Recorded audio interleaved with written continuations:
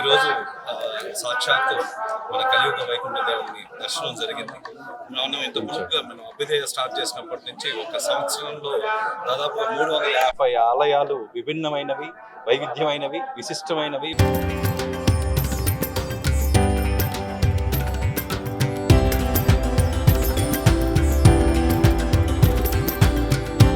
తరతరాలుగా తరగని స్వర్ణ బంధాలు మన మానిపల్లి జ్యువెలర్స్.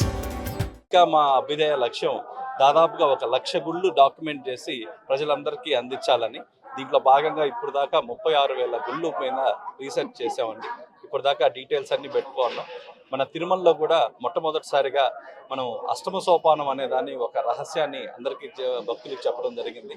మన పుష్కరిణిలో 8వ మెట్టు పైన శని భగవంతుడు ఉంటాడు అనేది మనకు ఈ స్థల సాంప్రదాయం ప్రకారం రాసుందండి.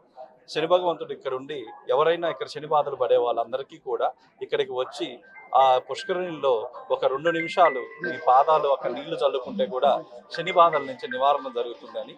రెండోది కూడా మీరు గమనించినట్లయితే ఇక్కడెక్కడ తిరుమాడు వీధుల్లో కానీ ఎక్కడ కానీ చెప్పులు వేసుకొని తిరగరాదు అని చెప్పారు. చెప్పులు ఎందుకు వేసుకోకూడదు అంటే ఇక్కడ కింద మీరు కానీ చూసినట్లయితే, కింద అలిపిరి నుంచి కానీ మీరు చూసినట్లయితే సర్పాకారంలో ఉంటుందండి. మీరు కానీ ఎప్పుడైనా ఏ క్షేత్రానికైనా కొండపైన ఉన్న వాటి మార్గం కానీ మీరు కానీ చూస్తే అది సర్పాకారంలో ఉంటుంది. దాని కింద ఉన్న ఎర్త్ మెటల్స్, నిక్కిళ్ళు, ఆ తర్వాత సల్ఫరు, ఆ తర్వాత మీకు లిక్విడ్ ఐరన్, ఇవన్నీ కూడా కింద అమాల్గేషన్ జరిగి ఆ అమాల్గేషన్ అంతా కూడా కారల్ రూపంలో ఇలా చుట్టుకొని ఉంటుంది.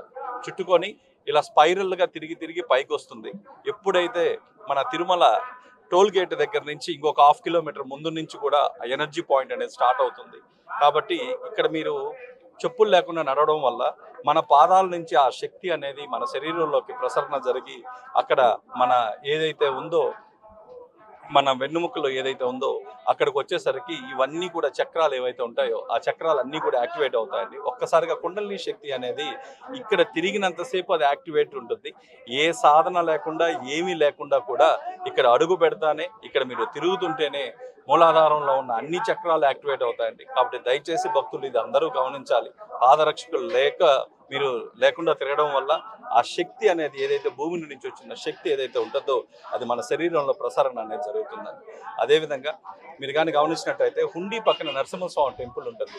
మీరు ఆ నరసింహస్వామిని ఎక్కడైనా చూడండి, లక్ష్మీదేవి పక్కన లక్ష్మీ నరసింహస్వామి ఉంటారు.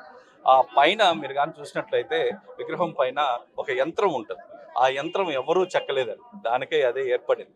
కాబట్టి రక్షణ శక్తిగా ఇప్పుడు ఆ చక్రాన్ని ఒకసారి ప్రతి ఒక్కరు కూడా దర్శించాలండి. మూడోది వచ్చేసరికి శిలాతోరణం వచ్చేసరికి మనం అలిపిరి నుంచి ఎలా మన మార్గము దేవతలు మరియు బ్రహ్మ నిద్రలేసి ఆ మార్గం ద్వారానే వస్తారండి.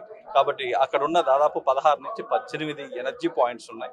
ఆ ఎనర్జీ పాయింట్స్ కూడా ప్రతి ఒక్కరు కూడా అక్కడ ధ్యానం చేసినట్లయితే మీకు తెలియకుండానే మీ శ్వాస వేగం అనేది నిమిషానికి 15 నుంచి 20 స్పీడ్ ఉండేది మీకు గ్రౌండింగ్ 5 నుంచి 6 వరకు వస్తుందండి. ఇవన్నీ కూడా ఈ తిరుమల అనేది సాక్షాత్తు వైకుంఠం. కాబట్టి ఇలాంటి పవిత్రమైన స్థలానికి తిరుమల అని కాకుండా వైకుంఠానికి డైరెక్ట్గా వచ్చినట్టు ప్రతి ఒక్కరు ఫీల్ కావాలి. ఇక్కడ ఉన్న ఎనర్జీని ప్రతి ఒక్కరు ఇక్కడ దర్శనాలు కాలేదన్న బాధ లేకుండా ఇక్కడ మీరు కూర్చొని ఈ స్థలంలో మీరు అడుగుపెట్టినంత మాత్రాన కూడా ఆ ఫలితం మీకు వస్తుంది. మేము ఇంకా తొందరగా వీటి మీద ఇంకా రీసెర్చ్ చేసి త్వరలో ఇంకా ఈ తిరుమల గురించిన సీక్రెట్స్ అన్నీ కూడా మేము త్వరలో నేను వెల్లడిస్తామండి. ఈ మధ్య ఒక 2-3 రోజుల క్రితం 108 దివ్యక్షేత్రాల పైన ఒక 2 అవర్స్లో పోడ్కాస్ట్ చేసామండి. ఇంతవరకు ఎక్కడ సౌత్లో లేని విధంగా.